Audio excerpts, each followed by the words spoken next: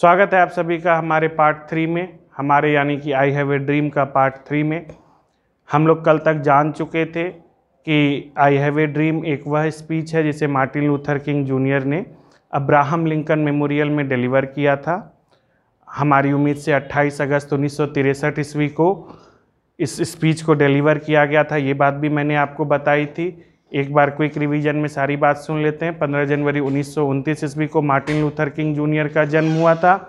28 अगस्त 1963 ईस्वी को इन्होंने यह आई हैव ए ड्रीम नामक ऐतिहासिक भाषण दिया था। इस भाषण से रिलेटेड आपके टेक्स्ट बुक में जो बातें हैं हम उसके स्टांजा नंबर 3 तक जा चुके थे। आइए अब हम और आप चलते हैं स्टांजा नंबर 4 की ओर। और तो और आपकी जानकारी के लिए बता दें, इसी स्टांजा से, इस आई हैव ए ड्रीम से हमने सारा का सारा हार्ड वर्ड निकाल कर आपके ग्रुप में, जो व्हाट्सएप और टेलीग्राम दोनों जगह है, वहाँ पर मैंने भेज दिया है हार्ड वर्ड। आप उसका भी, वहाँ से भी आप अपने हार्ड वर्ड्स को देख सकते हैं। और हम लोग यह देख सकते हैं पेज नंबर और स्टांजा नंबर 4 कि स्टांजा नंबर 4 क्या कहता है। स्टांजा नंबर 4 कहता है भाई साहब, उससे पहले थोड़ा सा क्विक रिवीजन में यह बात थी कि sir, it is obvious today that America has defaulted on this promissory note. Emancipation proclamation की बात हो रही है और उसे ही सारी बातें बोलकर यह कह रहे हैं मार्टिन लूथर किंग कि हाँ, देखिए जनरेटर है, हम धीरे धीरे गर्म होते हैं। हाँ ठीक है कि एक हुआ था, उद्धार की घोषणा जरूर हुई थी, लेकिन नेग्रो की स्थिति में किसी भी प्रकार का सुधार नहीं हुआ है। उन्होंने बोला है कि इट इज़ फियर्स अर्जेंसी, यह बहुत नैतिक और बहुत जरूरी है कि अमेरिका को ये बात समझना होगा कि हम यहाँ अब हम शांत नहीं होंगे। अब हम वैसा कोई भी बात नहीं मानेंगे जिसमें हमें यह बताया जाए कि थोड़ा सा समय लग जाएगा आपके स्थिति को सुधारने में, क्योंकि हम पिछले 100 सालों से इंतजार कर रहे हैं। Now it is the time to make real the promises of democracy. अब समय आ गया है कि हम लोकतंत्र की वास्तविकता को देखें और हम एक निर्जन घाटी से, जो कि अंधकार से जुटी हुई है, अंधकार में घिरी हुई है, उस निर्जन घाटी से निकलकर sunlight path of racial justice, जहां की हमारे लिए किसी प्रकार की जातिगत भेदभाव नहीं रहे, ऐसे उदय, ऐसे रोशनीपूर्ण, ऐसे प्रकाश में हम पाथ पर चलना चाहते हैं, रास्ते पर चलना चाहते हैं। इसे पाथ मतलब रास्ता, और पाथ और पथ मिलता है, ऐसे भी याद कर सकते हैं। आइए, ये बात कर रहे हैं कि हम रेशियल इनजस्टिस की दलदल से निकलकर भाईचारे के एक मजबूत पहाड़ पर खड़े होंगे, खड़े होकर ही शांत होंगे। ये बात हमने आपको पिछले क्लास में बताई थी। आइए अब पैराग्राफ 4 पर चलते हैं। It would be fatal, it would be fatal. Fatal का मतलब आप देखिए, फैटल का मतलब होता है घातक। It would be fatal for the nation, यह राष्ट्र के लिए घातक होगा। इट वुड बी फैटल, घातक होगा यदि वह to overlook the urgency of the moment and to underestimate the determination of the Negro. यहां पर वह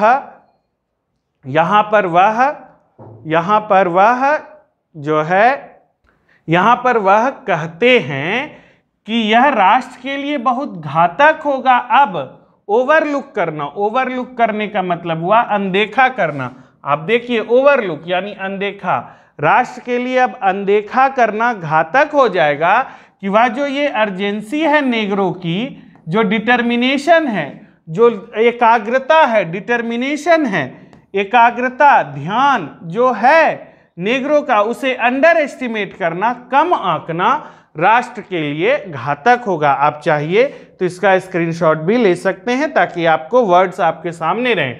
ठीक है, यह राष्ट्र के लिए घातक होगा अब कि वह नेग्रोज की, यानी हम जो काले लोग हैं, इनकी अर्जेंसी को ओवरलुक कर जाएं, अनदेखा कर जाएं।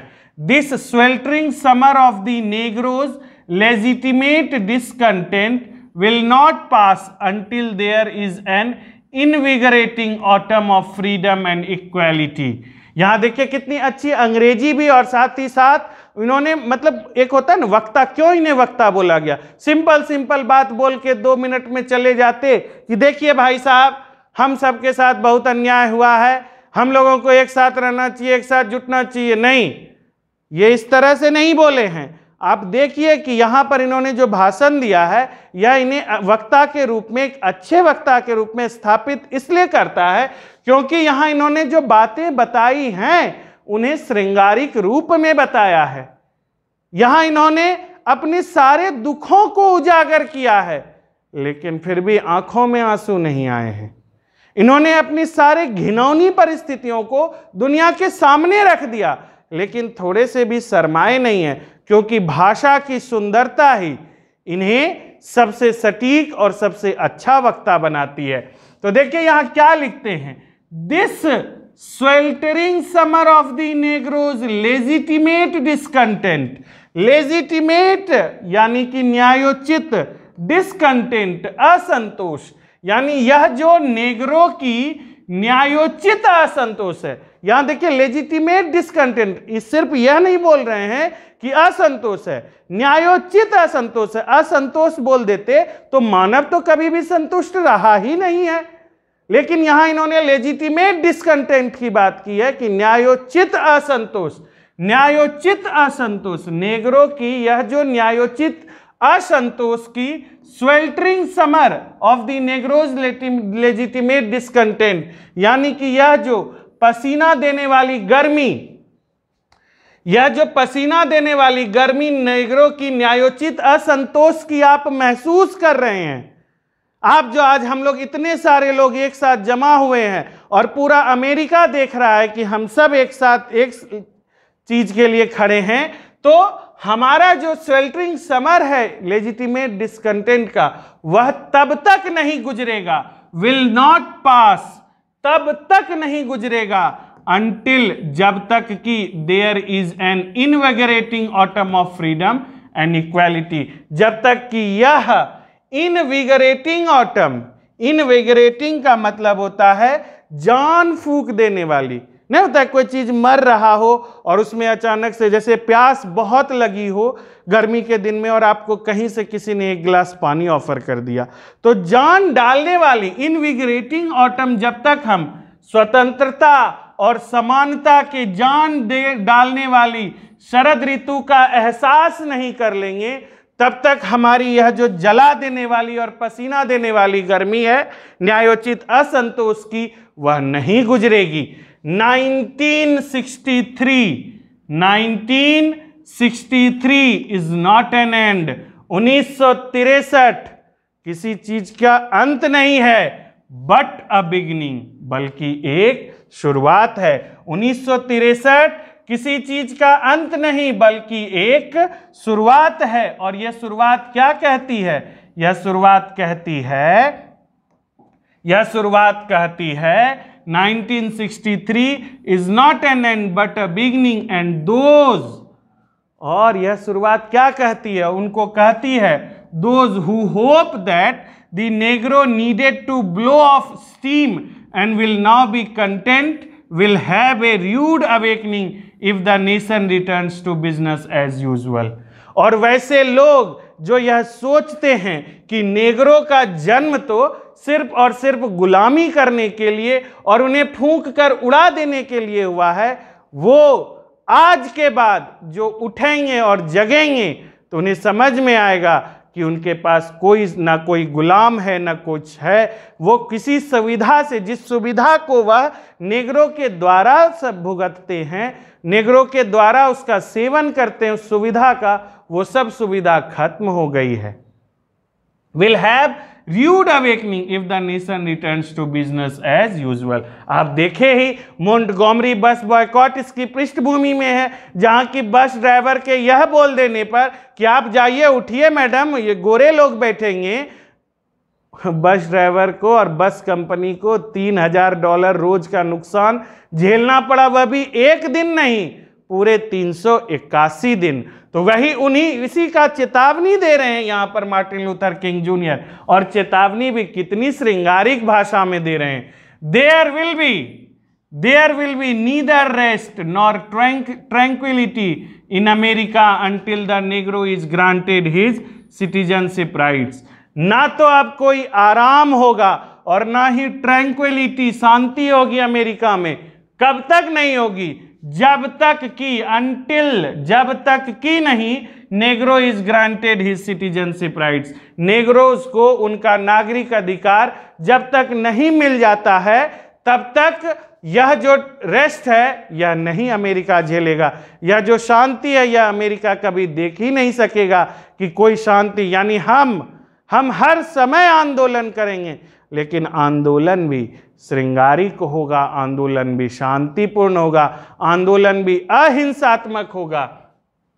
ये सब बातें सर आप कैसे बोल रहे हैं? अभी तक तो आप नहीं बोले हैं। हम इसलिए बोल रहे हैं क्योंकि आप देख चुके हैं यह व्यक्ति गांधी जी से इन्फ्लुएंस्ड है, और जो व्यक्ति गांधी जी से इन्फ्लुएंस्ड है वो तो अपने यहाँ सत्य और अहिंसा की ही बात करेगा। The whirlwinds of revolt will continue to shake the foundations of our nation until the bright day of justice emerges.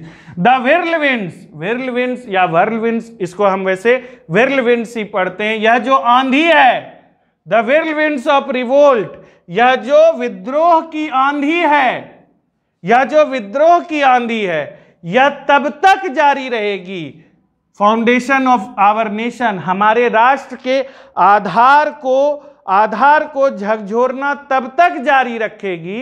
यह जो विद्रोह की आंधी है यह हमारे राष्ट्र के आधार को तब तक हिलोरते रहेगी, झकझोरते रहेगी, जब तक कि नहीं bright day of justice emerges, जब तक कि न्याय का सवेरा नहीं प्रकट होता है। जब तक कि न्याय का सवेरा नहीं प्रकट होता है तब तक यह विद्रोह की आंधी चलती ही रहेगी। हमारी उम्मीद से स्टांजा नंबर 4 आपको क्लियर होगा।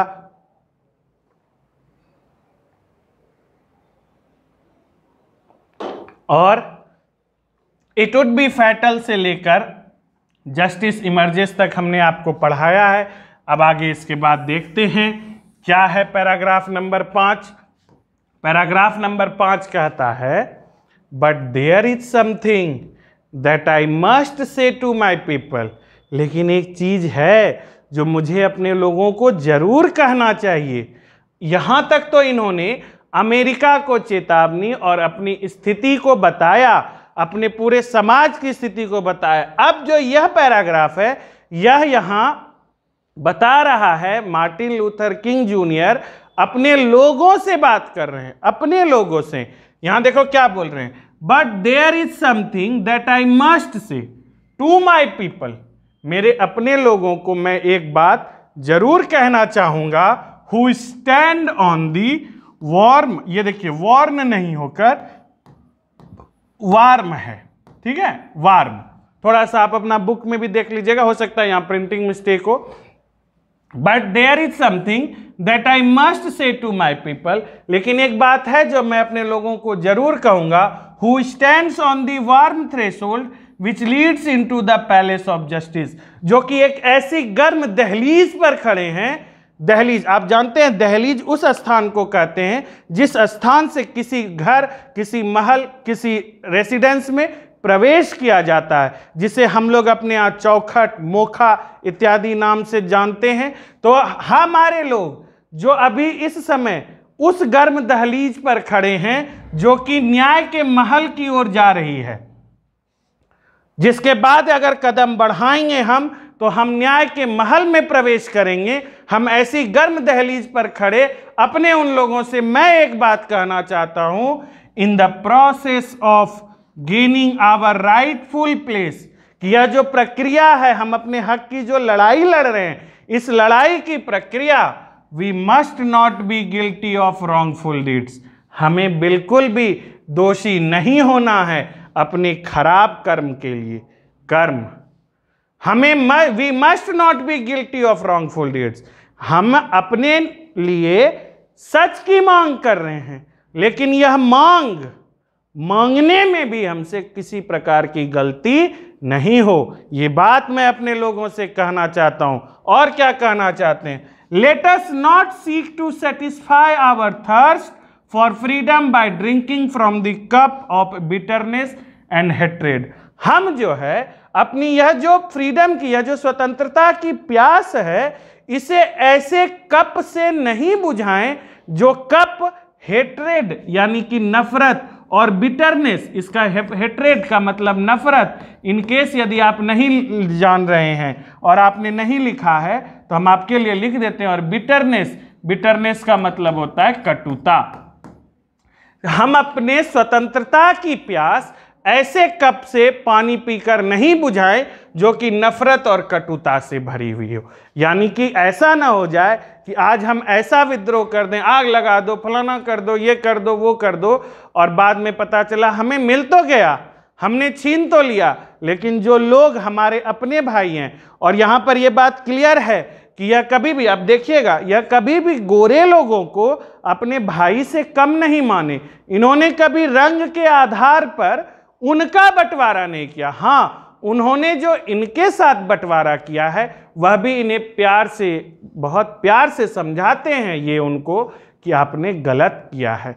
तो यहाँ पर वही बात बोल रहे हैं कि ऐसा ना हो जाए कि हम स्वतंत्रता प्राप्त करने की लिप्सा में इस कदर अंधे हो जाए कि फिर लोग हमें यह बोले कि आपने अपनी स्वतंत्रता प्राप्त करने में हमारी सुंदरता बिगाड़ दी। We must forever conduct our struggle on the high plane of dignity and discipline। हमें अपना यह जो स्ट्रगल है इसे हाई प्लेन ऑफ डिग्निटी में रखना होगा। उच्च स्थान, डिग्निटी का उच्च स्थान, ये जो हमारा सम्मान है, ये जो हमारी प्रतिष्ठा है कि ठीक है आपने मेरे साथ बहुत ज्यादतियां की हैं, लेकिन हम फिर भी, आप आइएगा मेरे सामने तो हम मुस्कुरा कर ही आपका स्वागत करेंगे। और उस क्षण, उस समय तो मेरे मन में बिल्कुल भी आपके लिए कोई कटुता नहीं रहेगी।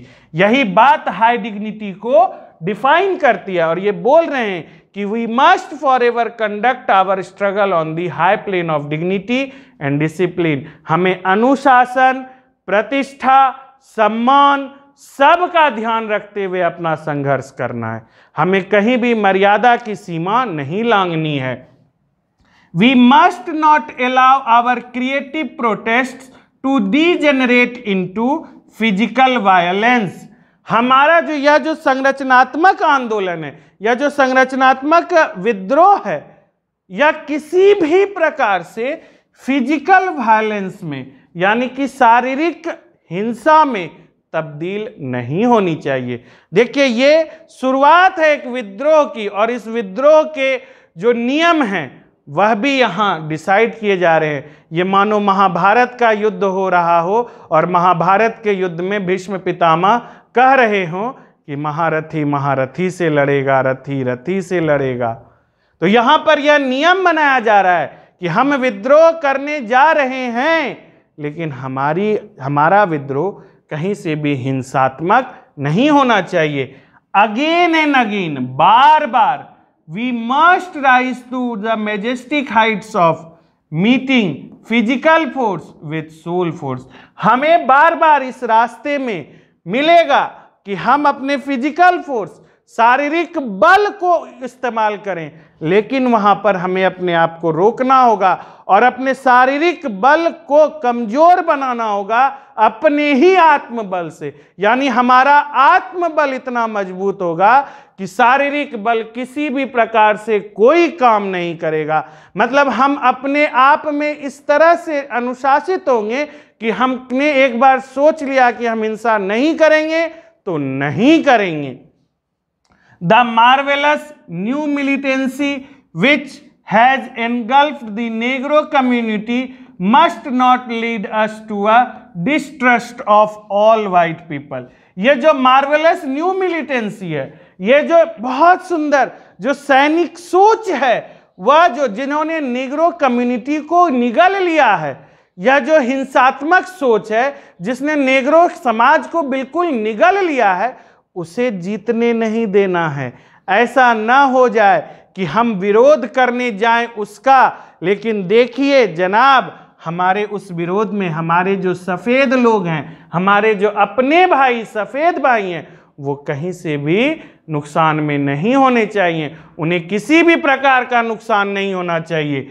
For many of our white brothers as evidenced by their presence here today, क्योंकि आज इस मीटिंग में हमारे मीटिंग में, नेग्रोस की मीटिंग में कुछ हमारे वाइट ब्रदर्स भी सम्मिलित हैं, हमारे साथ वो खड़े हैं, और यह बताता है कि कुछ सफ़ेद लोग भी यह मानने को मजबूर हैं कि हमारे साथ जो काम हो रहा है आज कई सौ वर्षों से, वह बिल्कुल नाजायज हो रहा है।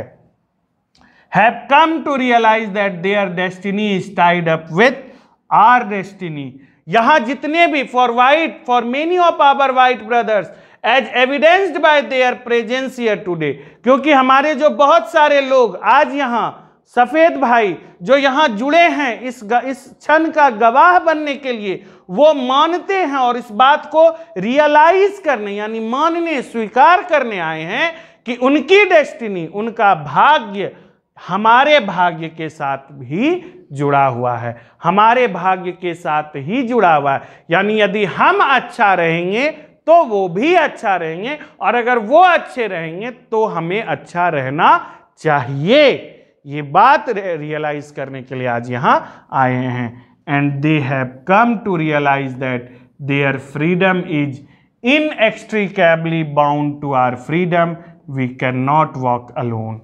और यहाँ पर वह बात they have come to realise, और वो ये भी मानने, यह भी महसूस करने आए हैं दैट देयर फ्रीडम, कि उनकी स्वतंत्रता is inextricably bound to our freedom, वह भी बंधी हुई है हमारी स्वतंत्रता से, और इस प्रकार बंधी हुई है जिसे खोला नहीं जा सकता है। यानी हमारी स्वतंत्रता का बंधन उनकी स्वतंत्रता के बंधन से इस प्रकार बंधा हुआ है जिसे खोला नहीं जा सकता। We cannot walk alone, हम अकेले नहीं चल सकते हैं, हम अकेले नहीं चल सकते हैं। We cannot walk alone, हम अकेले नहीं चल सकते हैं। हमें चलना होगा तो अपने सफ़ेद भाइयों के साथ ही चलना होगा। हमारी उम्मीद से आपको यह सेगमेंट भी पसंद आया होगा। आपके व्यूज़, आपके कमेंट्स बताते हैं कि आप इसे एंजॉय कर रहे हैं इस भाषण को। और चूँकि हमारी किताब यहाँ पर हमारे लिए एक ब्रेक ला देती है, और वह ब्रेक कहता है कि अभी तक आपने जो पढ़ा उसमें ट्रू और फॉल्स स्टेटमेंट चुनिए, ट्रू और फॉल्स स्टेटमेंट चुनिए। हमने आपको कई सारे स्टेटमेंट्स दिए हैं, आप जरा इनमें चुनिए कि कौन सा ट्रू है और कौन सा फॉल्स है। ठीक है, तो आइए, बढ़िया बात है, किताब है भाई साहब, तो जीनियस लोग किताब लिखते हैं, तो इन्होंने लिखा है और ये बता रहे हैं, तो इसका मतलब है कि हमारा एक बार पिछला रिवीजन भी हो जाएगा। तो आइए रिवीजन भी कर लेते हैं। The hopes of the Negro population were fulfilled by the signing of the Emancipation Proclamation. The hopes of the Negro population, Negro जनजाति की जो आशाएं थी वह पूरी हो गई थी। Were fulfilled, पूरी की गई थी, वॉइस है, passive voice. Were fulfilled by the signing of Emancipation Proclamation, उद्धार की घोषणा साइन करने के साथ ही नेग्रो पॉपुलेशन की सारे आशाएं फुलफिल हो गई थी। आशाएं फुलफिल हुई थी, हो गई थी क्या? घोषणा हुआ था, फुलफिल कहाँ हुआ था? यदि फुलफिल हो जाता तो मॉन्टगोमरी बस बॉयकॉट होता क्या? मार्टिन लूथर किंग जूनियर की हत्या होती क्या? नहीं ना। तो यह स्टेटमेंट ठीक है, इमेंसिपेशन प्रोक्लेमेशन साइन जरूर हुआ था, लेकिन उससे नेग्रो पॉपुलेशन की आशाएं फुलफिल नहीं हुई थी, पूरी नहीं हुई थी। तो ये स्टेटमेंट कैसा हो गया? फॉल्स स्टेटमेंट, फॉल्स स्टेटमेंट हो गया। आइए, the condition of the नेग्रोज was appealing. देखिए, ऑफ प्रीपोजिशन से पहले दी कंडीशन आया और देखिए यहां बहुवचन होते हुए भी एक वचन वर्ब का प्रयोग किया गया है, क्योंकि पहला नाउन कैसा है, सिंगुलर है। यही तो सिंटैक्स में भी पढ़ाए थे। The condition of the Negroes was appalling. देखिए अपेलिंग, अपेलिंग का मतलब होता है दुख, दर्दनाक, दुखदाई, और एक होता है अपीलिंग, APPALING। अपीलिंग का मतलब होता है सुखमय, मैं देख के लगा हा वो हुआ। यहां ए और ई का फर्क है, इसका मतलब होता है दुखदाई। तो आप खुद बताइए नेग्रोज का कंडीशन दुखदाई था, हाँ कि नहीं? तो आपको जवाब अपने आप से मिलेगा, हाँ सर दुखदाई था। नहीं रहता तो बेकार में हमारे मार्टिन लूथर किंग जूनियर को आना थोड़ी पड़ता उस दिन 28 अगस्त 1963 को। The bank of justice is bank corrupt, ये तो कल भी बताए हैं। Bank of justice bank corrupt है? नहीं, तो ये फॉल्स है। कल ऑब्जेक्टिव में भी यह क्वेश्चन था। The author prefers racial discrimination. Prefers का मतलब होता है प्रश्रय देते हैं या वकालत करते हैं या उसे चाहते हैं। तो जो ऑथर हैं, यानी आई हैव ए ड्रीम जो बोलने वाले लोग हैं, वह रेशियल डिस्क्रिमिनेशन को चाहते हैं क्या? रेशियल डिस्क्रिमिनेशन मतलब नस्लीय भेदभाव को वो प्रश्रय देना चाहते हैं? आंसर नहीं। तो यह स्टेटमेंट कैसा है? फॉल्स स्टेटमेंट है। यह स्टेटमेंट कैसा है? तो फॉल्स स्टेटमेंट है। ठीक है, आइए अगला देखते हैं। अगला क्या कहता है? The nation could overlook Negro problems. The nation जो राष्ट्र है वह अनदेखा कर सकता है क्या नेग्रो की दिक्कतों को? यही तो यहां लिखा हुआ है ना, it would be fatal for the nation to overlook the urgency of the moment and to underestimate. ये है ना? तो क्या नेग्रो के प्रॉब्लम्स को अनदेखा किया जा सकता है? नहीं ना। अब अगर अनदेखा कीजिएगा तो बहुत गलत होगा। तो ये स्टेटमेंट भी क्या हो गया? False. The nation could overlook, overlook नहीं, ओवरलुक नहीं, आप इसे अनदेखा नहीं कर सकते। The Negroes of America had citizenship rights. America के नेग्रोज को सिटीजनशिप राइट्स, नागरिक अधिकार थे क्या?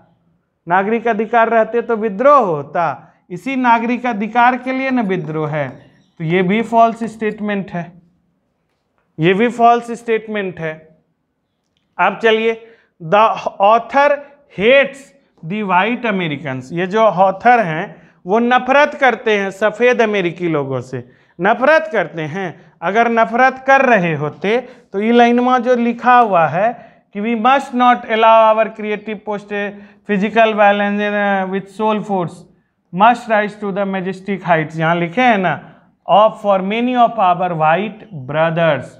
ये जो वाइट ब्रदर्स शब्द लिखा गया है, यह क्या लिखा हुआ होता? नहीं ना, वो तो भाई ना मानते हैं, तो हेट करते हैं क्या? नहीं, नफरत नहीं करते हैं। तो ये क्या हो गया? False. He advocates non violent struggle. Advocates, advocate मतलब होता है वकील, और एडवोकेट अगर वर्ब की तरह रखा जाए तो वकालत, वकालत यानी कि पैरवी करते हैं, वह पैरवी करते हैं नॉन वायलेंट स्ट्रगल की, अहिंसात्मक संघर्ष की वह पैरवी करते हैं। सच कि गलत? बिल्कुल सच, अहिंसात्मक, ये ट्रू है, अहिंसात्मक स्ट्रगल की वह पैरवी करते हैं। तो इस तरह से आप क्या देखें? इस तरह से आप देखें कि B.1 में जहां आपको ट्रू और फॉल्स बोला है लिखने के लिए, हमने आपके लिए ट्रू और फॉल्स लिख दिया है। आप चाहिए तो इसका स्क्रीनशॉट ले लीजिए, अपना नोटबुक बनाइए, हार्ड वर्ड लिखिए, और हमारी उम्मीद से आपको यह लेक्चर अच्छा लगा होगा। अगर अच्छा लगे तो जाते जाते लाइक बटन ज़रूर दबाइए, सब्सक्राइब कीजिए। हम लोग पार्ट 4 के साथ मिलेंगे और कोशिश करेंगे वहाँ इसे अंत तक पहुँचाने की, अंत करने की कोशिश नहीं करेंगे हम पार्ट 4 में, क्योंकि पार्ट 5 है हमारे पास, पार्ट 6 भी आएगा, इसमें बहुत सारी बातें हैं, ये इम्पॉर्टेंट चैप्टर है। मिलते हैं अगले वीडियो में, तब तक के लिए आप अपना ध्यान रखिए। Thank you very much, thank you, thank you, thank you.